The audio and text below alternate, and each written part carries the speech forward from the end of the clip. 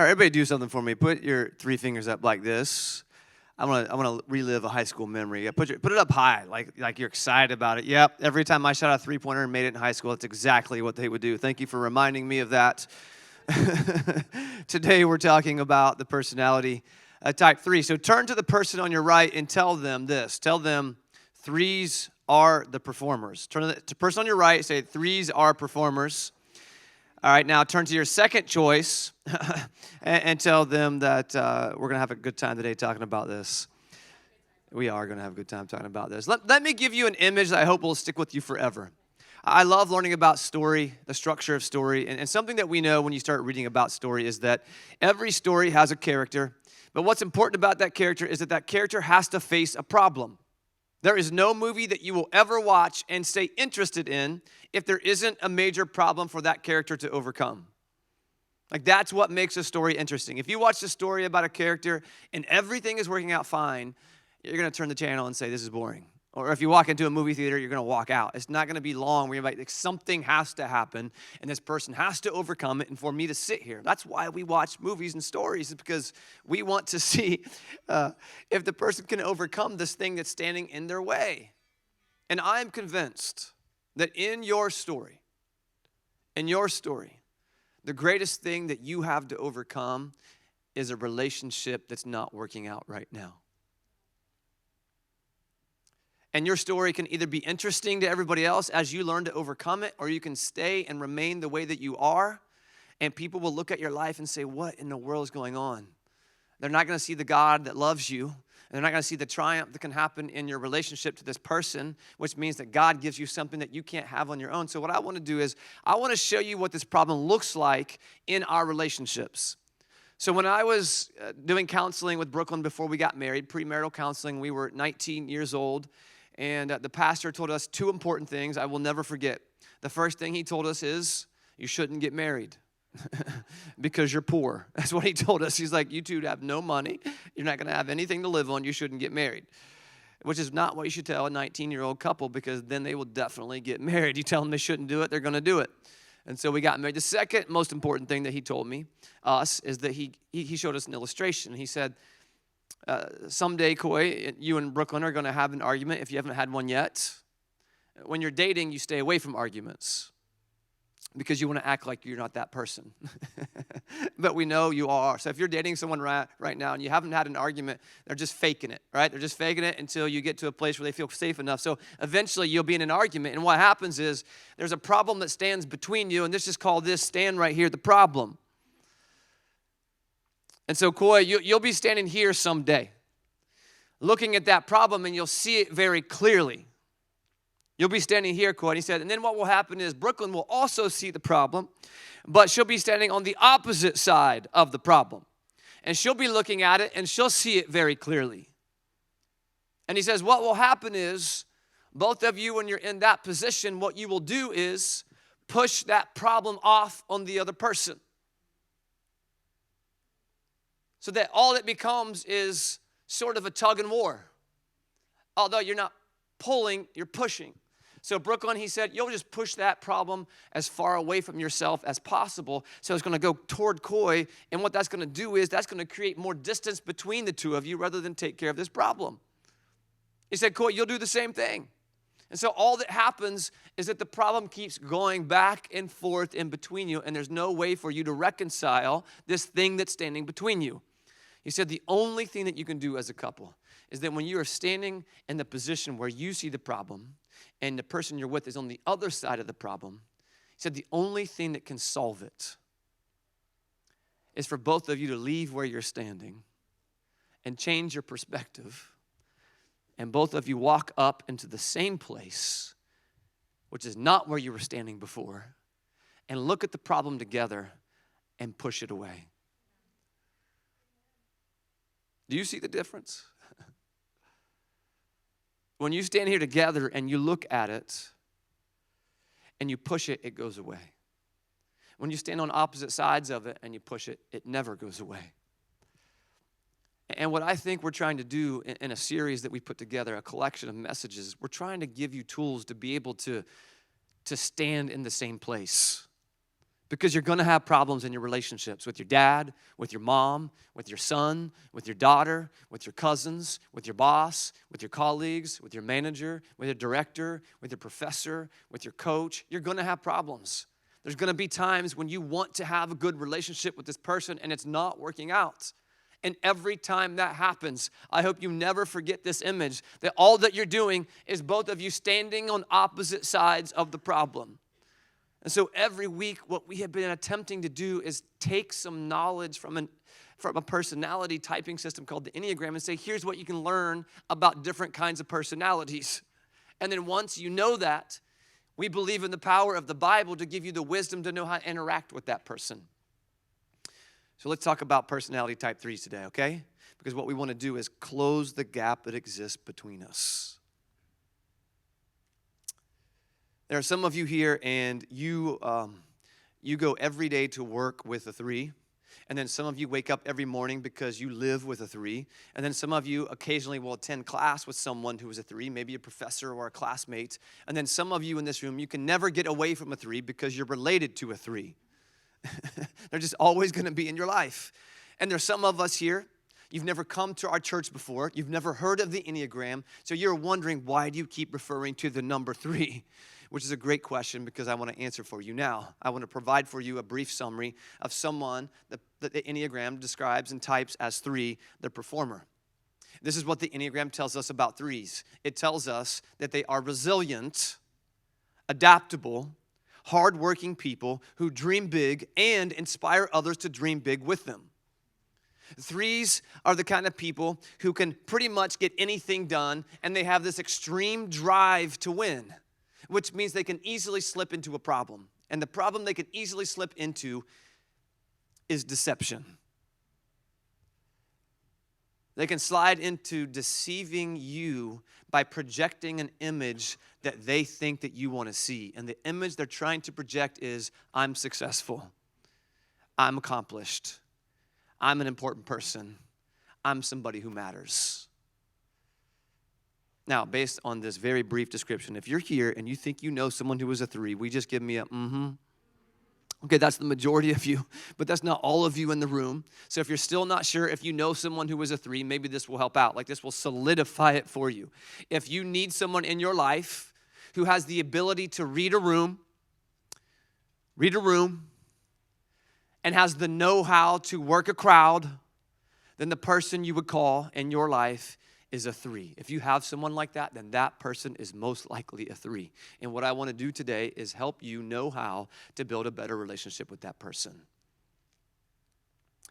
So let me say this. The gap that exists between us, between you and 3s, there's a gap that exists. And the reason why that gap often exists is because they believe a lie.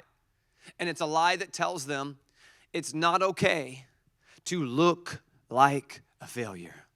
It's not okay. Now, this is different than a 1. A 1 is somebody who doesn't feel like they can be a failure, regardless of whether anybody sees them or not. They cannot feel like a failure, a 1. But a 3, they can fail, but they can't be seen as a failure.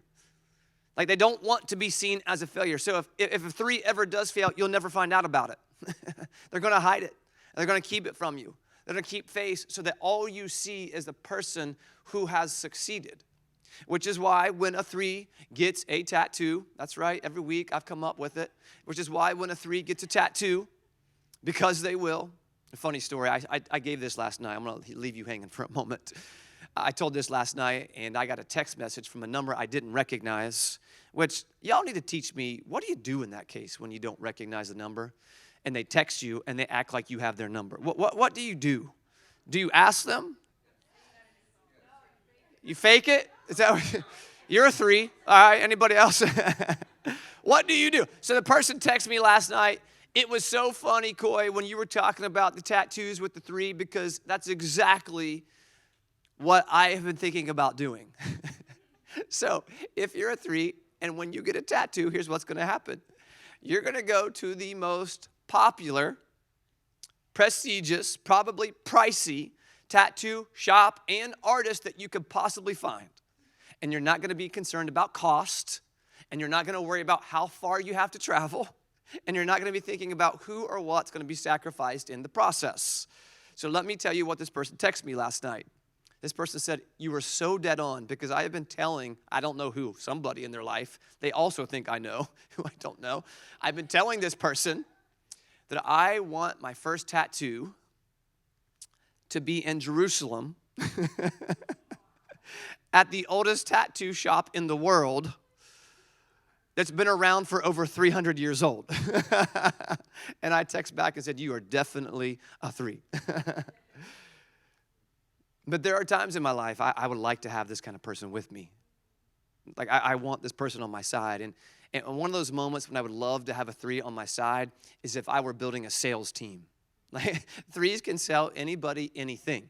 They could go to the president and sell them a chair that you're sitting on right now, and they would buy it. So if I were building a sales team, I would want a 3 on my team, and I would say, hey, go sell something, and they would be able to sell it.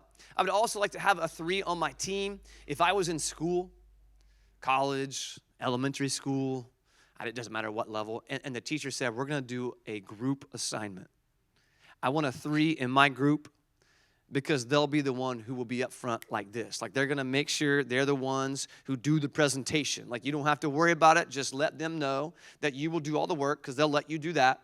And then they'll be the one who'll step up and deliver it for you. I would love to have a 3 in that situation.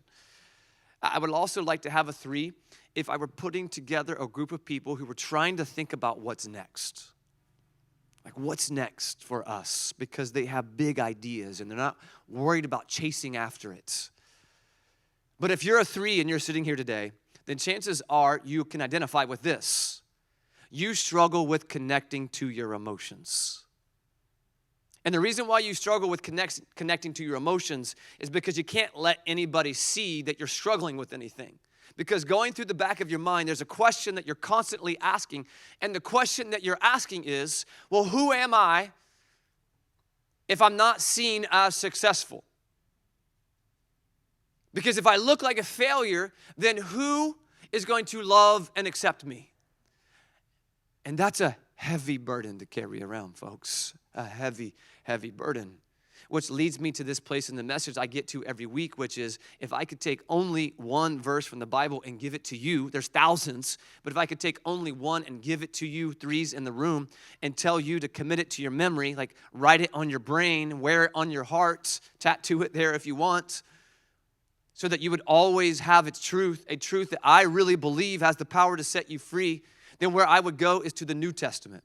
I would go to the book of 1 Corinthians. I would go to chapter 13, and I would give to you verse 1. Because these are the words of the Apostle Paul, who says something important to us that I think is relevant to a 3. So let me tell you what he says. He says, if I could speak in the tongue of mortals and angels,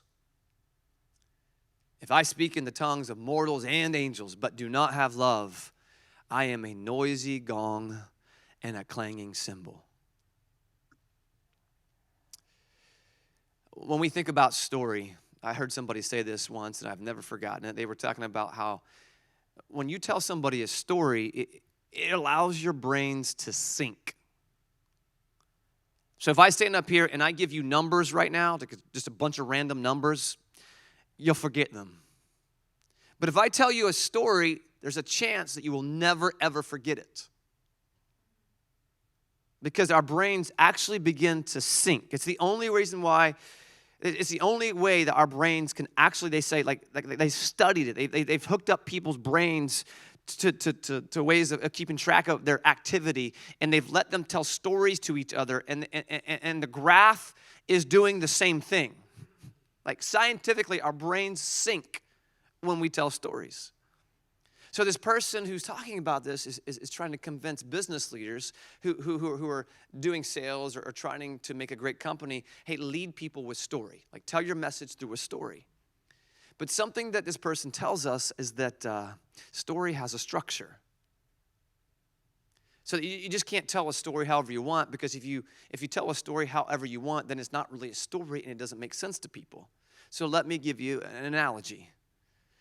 If I took a bunch of instruments and laid them here on the floor, and everybody in the room who's never touched an instrument before in your life, and I invited you up and I said, okay, you're leading worship this morning. Come on up here, pick up this instrument, and you're going to lead worship this morning. You've never played an instrument in your life. What's it going to sound like? Terrible. What's it going to say? It's going to sound like noise. It's not going to sound like music. It's going to sound like noise. Because there are rules to music. There's things that you have to learn. You have to play it a certain way. And it becomes music at that point. And so what Paul is telling us is there's a certain way you can live your life. And if you don't live it that way, it's just noise.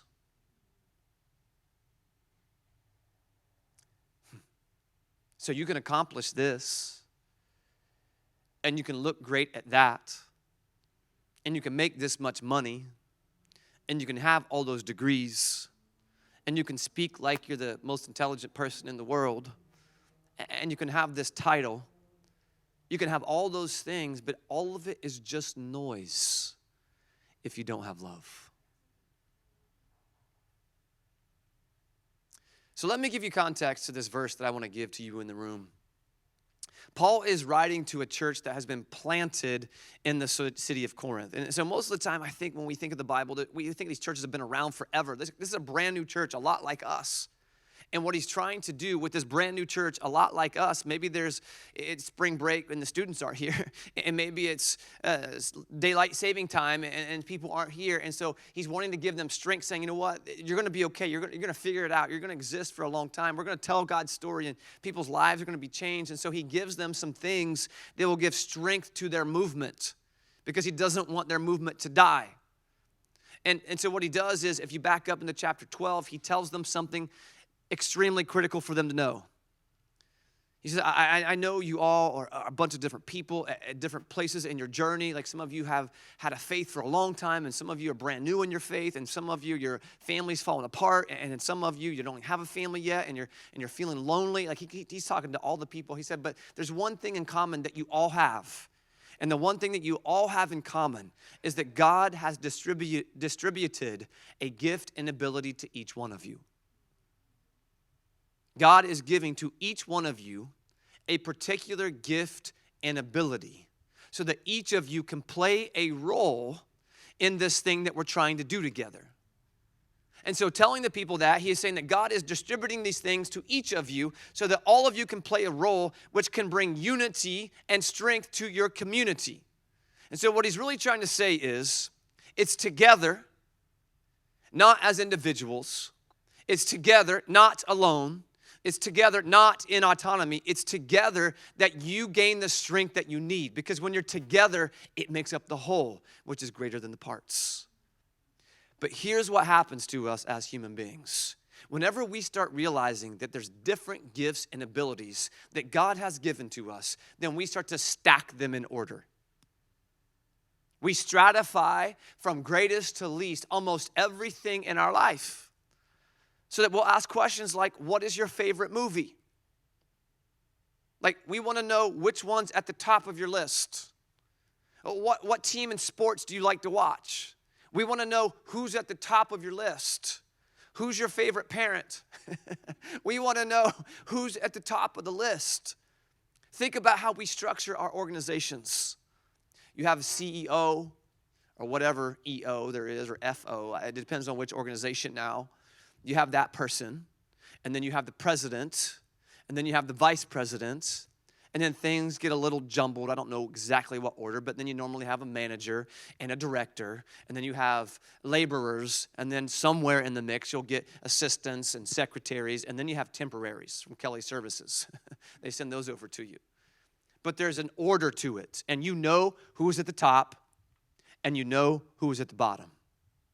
And everybody on the bottom is trying to get to the top, and everybody at the top is trying to keep everybody on the bottom.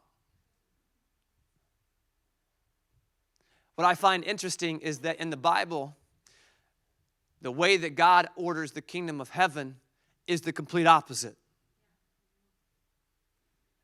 Like if we order things, God says, you think you're so smart, I'm flipping it upside down.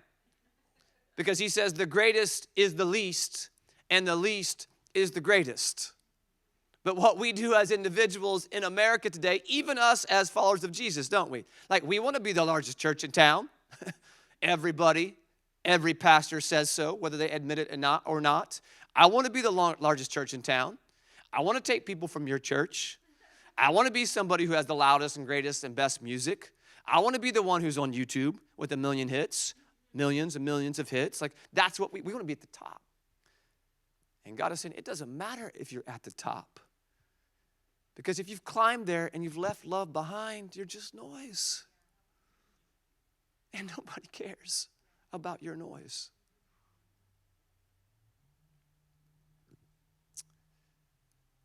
So, Paul, knowing this about us, he says that verse in chapter 13, verse 1. And what he says is this. I'm going to summarize it a different way. He says, even if you can speak in the tongues, even if you have the gifts of mortals and angels, but you do it to be impressive, then I am so sorry. I need to tell you something. You are nothing more than a loud, attention-drawing noise. That's it. Because when your ambition and a position is the only vision that you have for yourself and the things that God has given you, and there is no love present, then in verse 2, Paul delivers even worse news. He says, if that's true of myself, which means it would be true of all of you, if you have ambition and you want that position, but you have no love, then Paul says, listen, I am nothing, which means you are nothing. You're nothing. And nobody wants to hear the words, you're nothing. Especially a 3. It's hard for a 3 to process that but I'm doing all of these things. Like I look like this, and I'm impressive in this way, and I've shown everybody this great thing about me. It's hard for a 3 to process that they need to be internally motivated by love in order to discover and embrace the significance that they really want for themselves. Which brings us to an important point in this message, which I hope all of you will hear. Because if you want to build a better relationship with those 3s in your life, then you're going to have to help them believe a truth. And the truth that you're going to have to help them believe is that 3s, you are loved for who you are, not for what you do. You are loved for who you are and not for what you do. And here's how all of us can help the 3s believe this. Remind them their value and their worth isn't found in their work or their accomplishments. Like, you can't hide behind those things. That's not who we love you for. We love you for who you are, not for what you do. And there are hundreds and thousands of ways you could probably do that, but I want to keep it simple and give you 3 practical ways that you can love a 3 in this way, that they believe the truth about themselves and are set free from the lies. And the first thing you can do is to invite them to be fully present when they are with you. Invite them to be fully present when they are with you. 3s are constantly focused on accomplishing what's next, which means they very rarely slow down long enough to be real.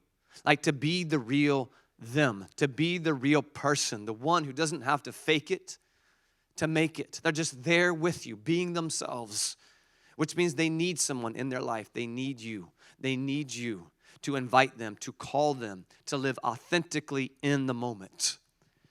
Because what oftentimes happens with 3s is that you may invite them out for a special dinner you can't wait to be together with, just you and them and maybe the group of people you're with, and you're excited, and you get there, and what happens is while you're eating a meal and this 3 is there with you, they're not really with you because they're somewhere else on their phone planning something else that's going on in their life. They can't even be there with you. If you look at their phone, most likely the 3s in your life have a long list of messages that have not been read. And so when they have that close moment with you, they're not able to slow down long enough to be with you because they feel like they have to accomplish everything that's still left behind in all of those messages. Have you ever been there before with the 3? You're like, be here with me, please. A second thing you can do, this is a good one for you 3s in the room, for everybody to do for you, is you can help them win. Help them win. Help the 3s in the world win, because they feel most in their element when they're working towards something. So they need you to cheer for them, like cheer for them and give them opportunities to reach toward big dreams.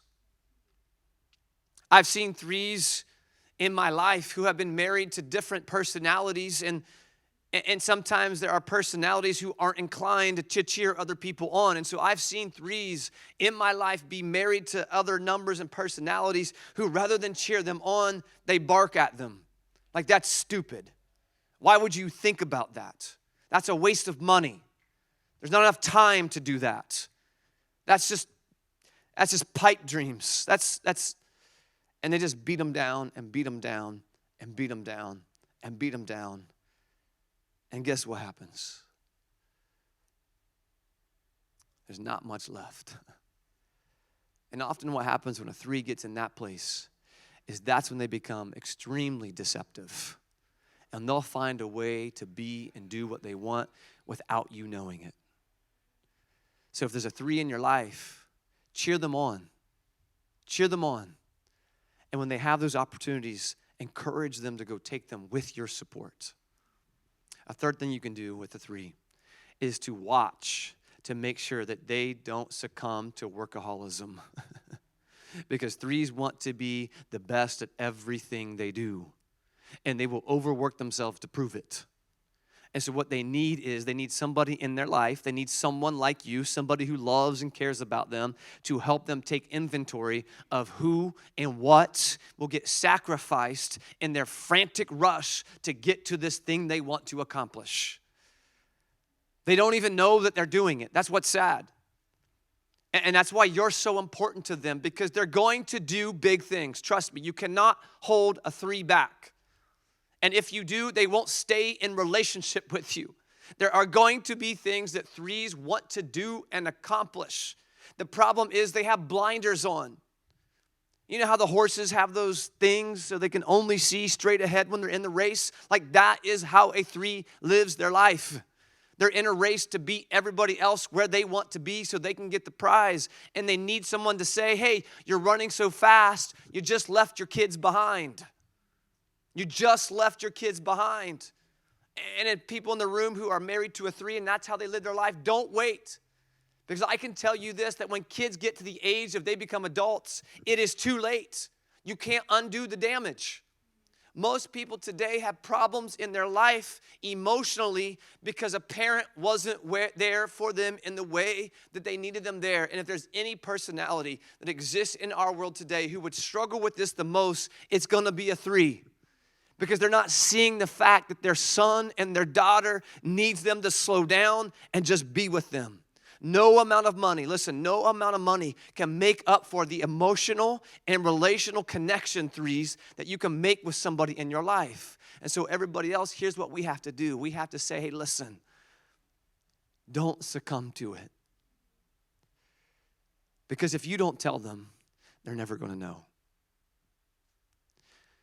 But what I know is there are some of you in this room, and you are struggling in your relationship to somebody who is a three.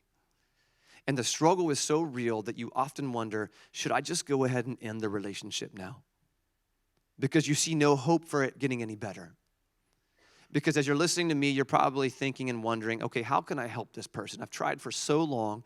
How can I help this person who's a three, a performer, by challenging them to be authentic? Isn't that just going to push them away? You know. And you know because you have good reason. And the reason why you have good reason is because you've experienced it before. But can we change how you see things?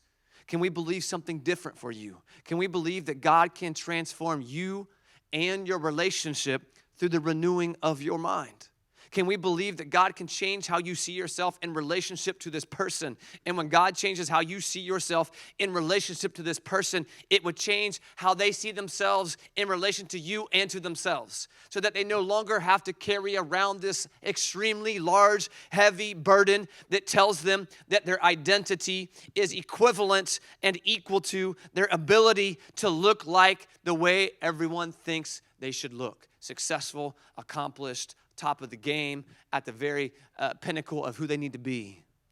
Because what happens is when you remind those threes in your life, when you remind them that who they are isn't wrapped up in what they do, their work, or their accomplishments, then something happens to them. They're broken free from that chain that has been stuck to them all their life, and they can let go of projecting themselves as someone who fits what the crowd wants to see. And instead, they are unlocked and are able to openly and honestly be themselves. And when that happens, I think everybody in the room will discover something that you've always wanted to discover. Like the thing that you have been hoping for will come into your reality, because what you'll find is that beyond the false self that a 4 is really good at projecting for everybody else, that false self will begin to fade away. And beyond that false self, you will find a 3 who is humble, a humble 3 who can accept all their limits and their losses, who is tolerant of looking like someone who is a failure. You will find someone who looks to the interest of not just themselves, but to the interest of others. And I am convinced from that place, then from there, you will be empowered to build a better, stronger, healthier, and ultimately closer relationship. And isn't that what we all want? You don't want this standing between you anymore. I mean, you're welcome to keep it there if you want. But I can tell you this, the brave ones who walk this earth, the real heroes are the ones who say, I'm not going to do this anymore. I'm going to do this.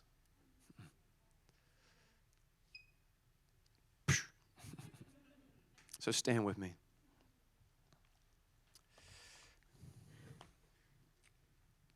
So we're talking about you and your relationship to another person, but let's talk about you and your relationship to God. Let's talk about you and your relationship to God. I know that not all of you are 3s, but I think all of us have a bit of each personality inside of us. We resemble each other in a lot of ways, which is why a lot of you have come up to me and said, Kawhi, I think I'm a 9 and a 1 and a 6. And some of you are just making up stuff. Like you're making it up. It's not even real. You're like, I think I'm a 3 with a wing 7, and just let everybody know you can't have a wing that's not the number right next to you. So that is impossible, and you can't have more than one wing, they say. So when you come up to me and you say you have all these wings, you're just not understanding what we're talking about here. So yes, all of us in the room have a bit of every personality in us. So when I want to say something to some of you that may be real, your experience right now in relation to God, right now you may be thinking that you have to put a projection of yourself out there so that God will love you. And the truth is that God looks at you and says this, I love you for who you are, never for what you accomplish. Because there's nothing you can do, and the reason why there's nothing you can do is because I sent Jesus to do it for you. It's not yours to do. That's what God said when God sent Jesus. It's not yours to do. It's not yours to do. It's not yours to make a right relationship to God. It's my Son's, which sets you free from having to walk around like, here's who I am, God. Do you love me now? I married this person after the last 4. Do you love me now? I think I got it right. God, I'm waiting to save myself before I get married. Do you love me now? God, I showed up to church 2 weeks in a row. I've been reading my Bible app. Don't understand anything it's saying, but I'm reading it. Do you love me now? And God says those things don't matter. I love you for who you are because I created you. And so what God is saying, listen, I will always work to help you win. Always. I'm always going to cheer you on, and I'm always going to hand you opportunities, and I'm always going to be excited when you take them. And there's going to be moments in your life, God says, there's going to be moments in your life where you're going to be trying to prove who you are by overworking yourself so you can get to this place, and I'm going to give you rest, God says. You take my burden, and it's easy. My yoke is light. I'm going to give you rest. So for some of you here right now, I think what God wants to say, I believe somebody needs to hear this today. You don't have to prove yourself to God anymore. There's no amount of accomplishments that you can meet that will make God love you more. All that you have to do is receive the gift, and it's yours. And from that place, it changes you from the inside out. Because what threes like to do is to change what everybody sees from the outside and hide what's on the inside. But what God wants to do is change you from the inside so that everything that comes out on the outside is a reflection of who God is. So if you're here this morning and you want that for yourselves, I'm going to pray with you right now, so bow your heads. God, there is somebody here. There is somebody here. Maybe they've never even believed in you before. But they're hearing about a relationship that they can have where they can be completely themselves. God, to that person who's thinking about this right now, let them know this. You see who they are, regardless of whether you tell them or not. But knowing those things about them that they hide from everyone else, you don't do that as an angry God. You do that as a God who knows that in spite of those things, you're going to love them anyway. You're going to love them anyway because they are your sons and they are your daughters. So God, if there is someone here who is desperate for a relationship where they can be authentically themselves, don't have to hide anything about what's happening on the inside, don't have to perform so that they earn your love, will you allow them today to say, you know what, I'll try that out with this God. I'll try that out with this God because everybody else makes me feel like I have to perform. So if somebody is here and they want that kind of relationship with you that will set them free in all their other relationships, will you allow them to pray this very simple prayer? God,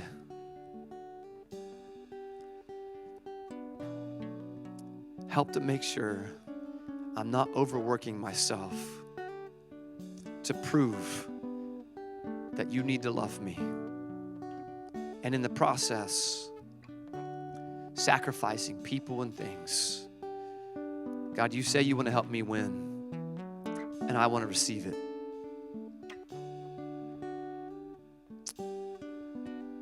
God, we love you, and we appreciate your forgiveness, your grace, and your mercy. So as we sing this last song, let us celebrate together all the ways that you love us for who we are. In your name we pray. Amen.